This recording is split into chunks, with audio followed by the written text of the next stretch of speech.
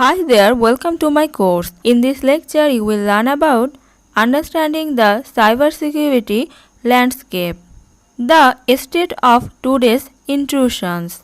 Komodo. In March 2011, an intruder compromised a reseller's network and stole 9 digital security certificates that could then be fraudulently issued to impersonate various websites operated by Google, Microsoft, Skype, and Yahoo, among others.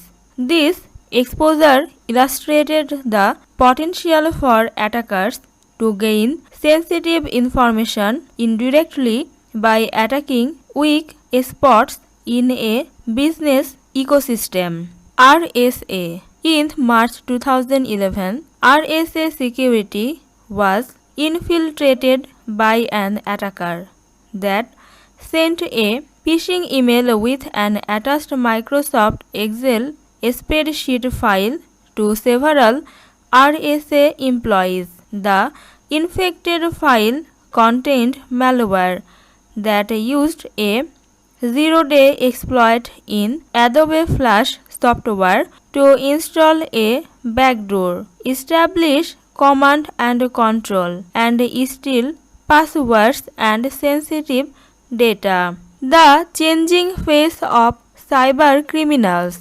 Today's attacker fits the following profile: has far more resources available to facilitate an attack, has greater technical depth and focus, is well funded, is better organized. Why does this matter? Because a kid in a basement may be able to break into a corporate network but does not necessarily know what to do with, say, RSA source code. On the other hand, a rogue nation state or criminal organization knows exactly what to do or who to sell stolen intellectual property to on the grey or black market. Additionally, criminal organizations and nation states have far greater financial resources than independent individuals. Many criminal hacking operations have been discovered, complete with all the standard appearance of a legitimate business, with offices, receptionists, and cubicles full of dutiful cyber criminals. These are criminal enterprises in the truest sense, and their reach extends far beyond that of an individual. The life cycle of an advanced attack.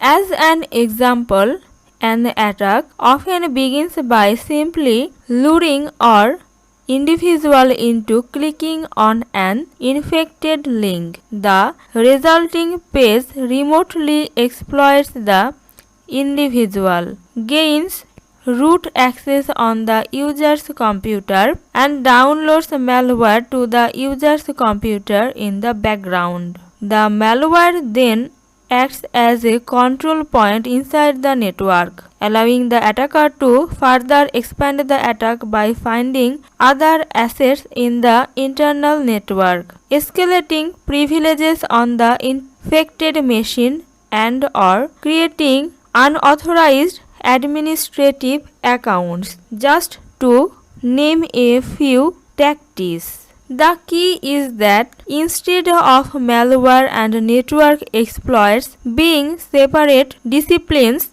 as they were in the past, they are now integrated into an ongoing process. Furthermore, malware or an exploit is not an end unto itself, but simply enables the next step of an increasingly complex attack plan. Malware, which is increasingly customized to avoid detection, provides a remote attacker with a mechanism of persistence, and the network enables the malware to adapt and react to the environment it has infected. Key components of the advanced attack strategy include infection, persistence, communication, and command and control, as shown in this figure. In this lecture, you will learn about the role of malware in advanced persistent threats. Part 1. Key characteristics of advanced malware. Botnets are a particularly useful example for understanding some of the unique characteristics of advanced malware. Bots and botnets are notoriously difficult for traditional antivirus or anti-malware solutions to detect. Bots leverage networks to gain power and resilience.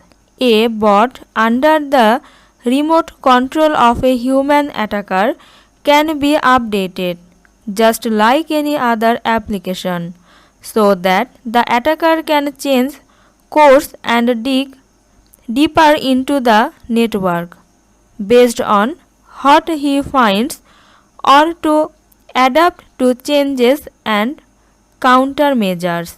This is a fundamental shift compared to earlier types of malware, which were more or less a swarm of independent agents that simply infected and replicated themselves. Botnets and a great deal of advanced malware are centrally coordinated, networked applications in a very real sense, in much the same way that the internet changed what was possible in personal computing. Ubiquitous network access is changing what is possible in the world of malware. Now, all malware of the same type can work together toward a common goal, with each infected machine growing the power and value of the overall botnet. The botnet can evolve to pursue new goals or adapt to changes in security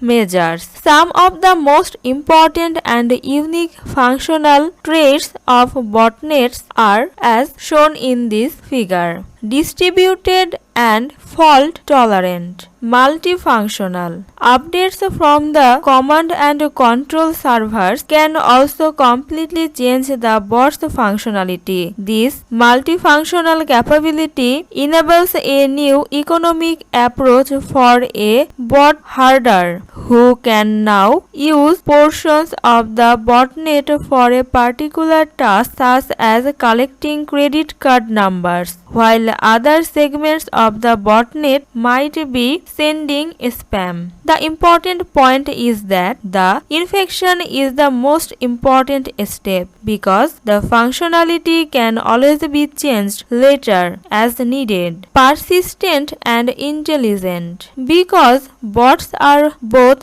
hard to detect and can easily change function, they are particularly well suited for targeted and long-term intrusions into a network. Since bots are under the control of a remote human bot herder, a botnet is more like having a cyber criminal inside your network as opposed to a malicious executable program. For example, a bot can be used to learn more about the organization of the network, find targets to exploit, and install additional backdoors into the network in case the bot is very ever discovered. Hi there, welcome to my course.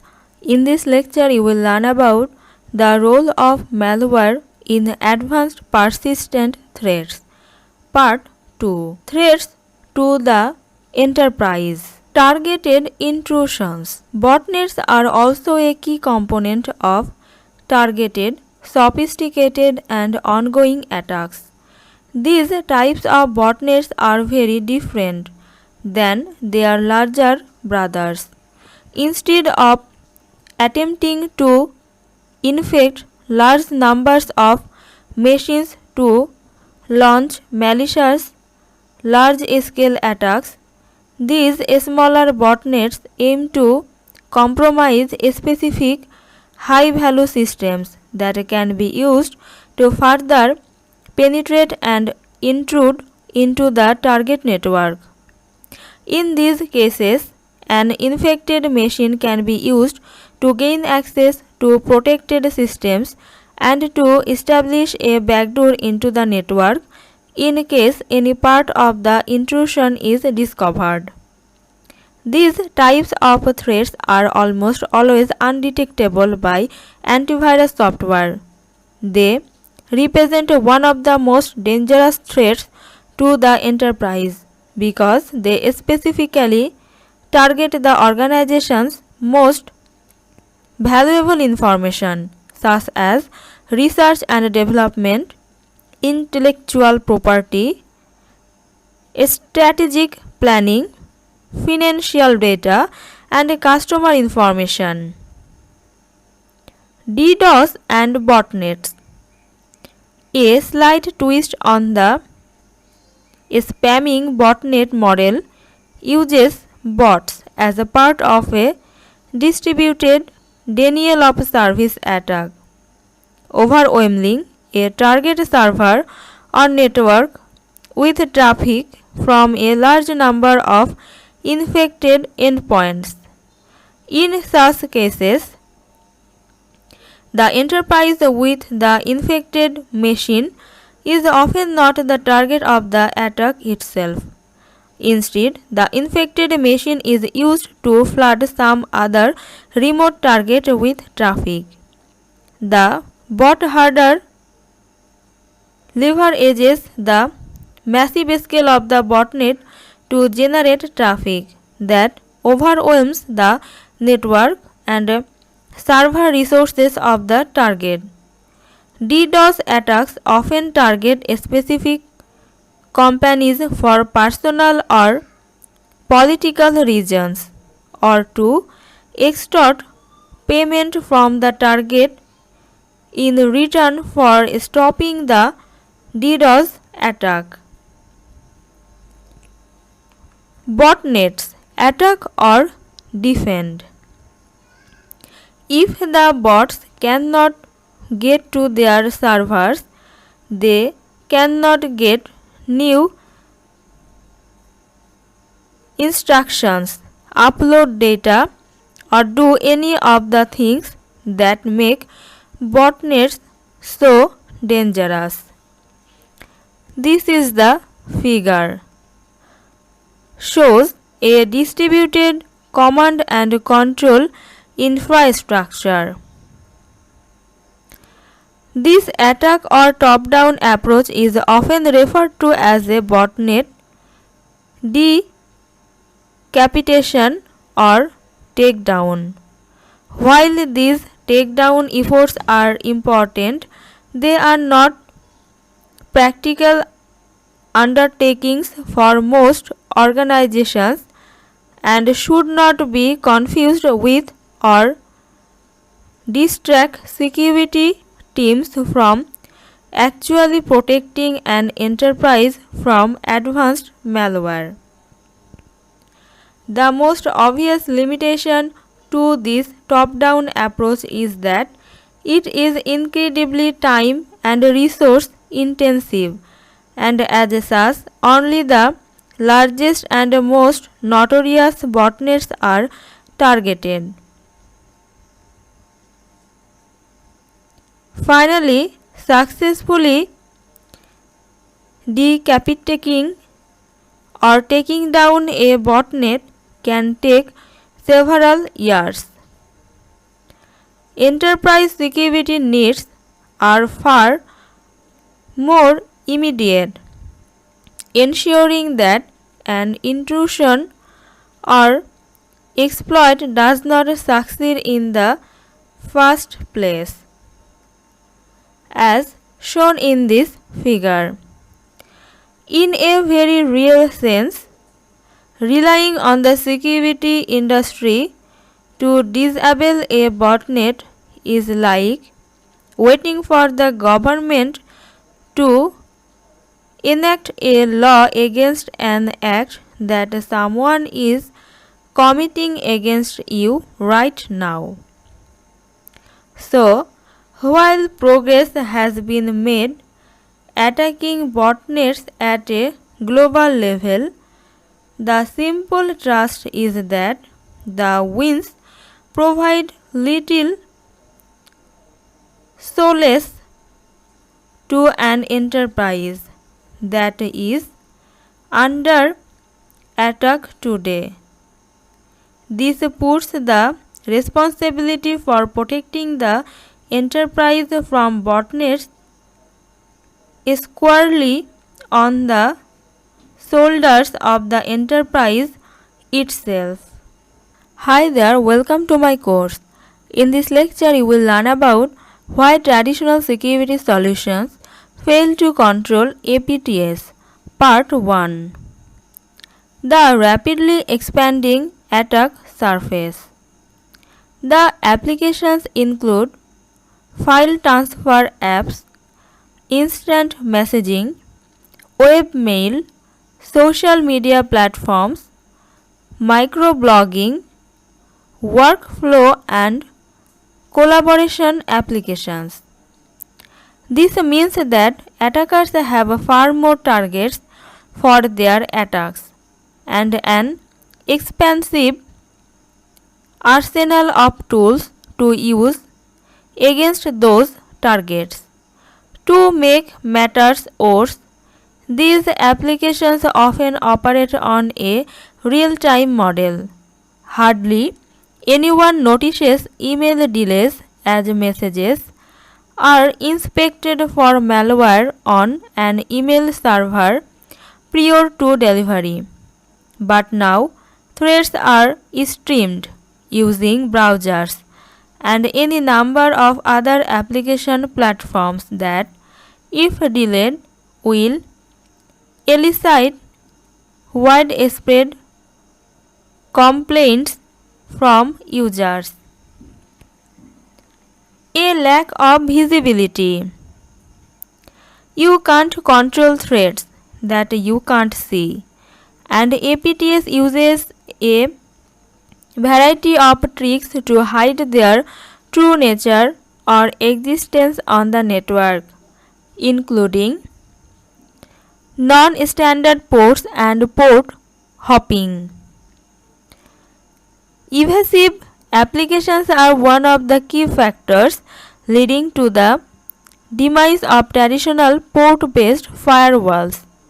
However, traditional IPS and threat products also rely heavily on port to determine which signatures or analysis to apply to the traffic. This weakness is magnified by the fact that APTs are often communicated from the inside of an infected network back to the remote attacker outside. This gives the attacker full flexibility to use any port, protocol and encryption that he wants, fully subverting any port-based controls in the process. SSL encryption. Malware creators rely heavily on various forms of encryption to hide the infection of traffic, as well as the ongoing command and control traffic associated with botnets.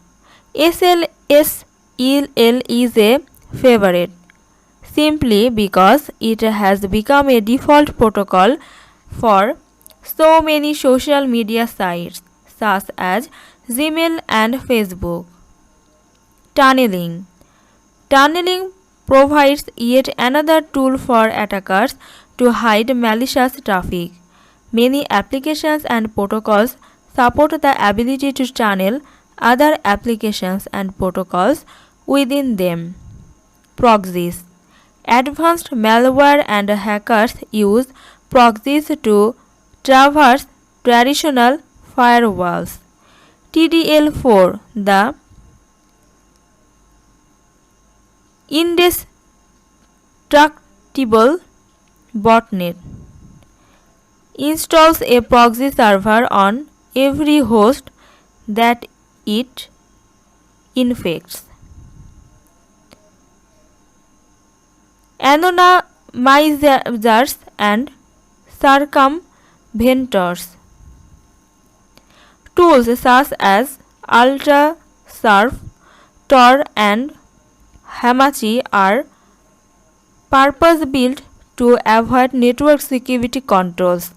Unlike most of the other technologies, circumventors have almost no legitimate use in an enterprise network.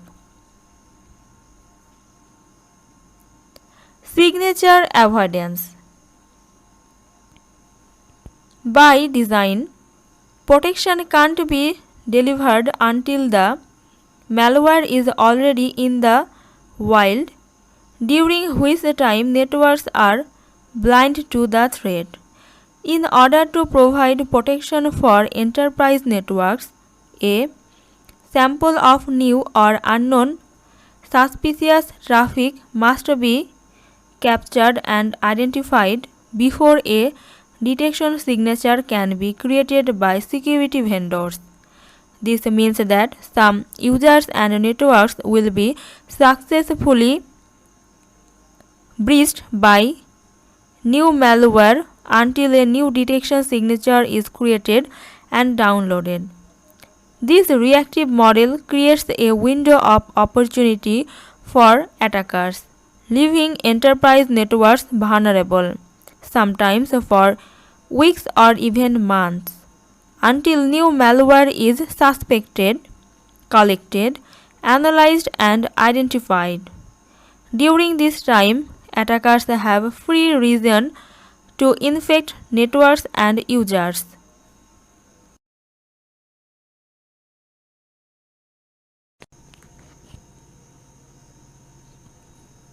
Hi there, welcome to my course. In this lecture, you will learn about why traditional security solutions fail to control APTs. Part 2. Targeted malware. Depending on the goal of the attack, even a single infected host may be enough for a skilled attacker to perform a very sophisticated attack. In such cases, attackers have increasingly turned to highly targeted malware. These types of malware are often specifically designed for a particular user or network. Stuxnet is an example of targeted malware. It is designed to run only in a specific network with specific assets on the network. This approach accomplishes two very important things. First, it makes it extremely unlikely that a sample of the malware will be captured in the wild, instead of millions to be caught. Second, it is designed to avoid infecting networks that are not the intended target and thereby avoids drawing unwanted attention to itself. This targeted approach is rapidly becoming a hallmark of some of the world's most sophisticated network attacks targeting intellectual property. Traditional network controls are ineffective. Firewalls. Port-based firewalls are often used as a first line of defense, providing coarse filtering of traffic and segmenting the network into different password-protected zones. One drawback to port-based firewalls is that they use protocol and port to identify and control what gets in and out of the network. This port-centric design is ineffective when faced with malware and evasive applications that hop from port to port utility. They find an open connection to the network. Such firewalls themselves have little ability to identify and control malware. Intrusion prevention. IPSs provide a step in the right direction in that they look much deeper into the traffic than a firewall does. However, IPS solutions typically don't run a complete set of IPS signatures against all traffic. Rather, the IPS attempts to apply the appropriate signatures to specific types of traffic based on port. This limitation means that malware or exploits on unexpected or non-standard ports are likely to be missed. Proxies. Proxy solutions are another means of network traffic control, but they too look at a limited set of applications or protocols and only see a partial set of the network traffic that needs to be monitored. By design, proxies need to mimic the applications they are trying to control, so they struggle with updates to existing applications and new applications.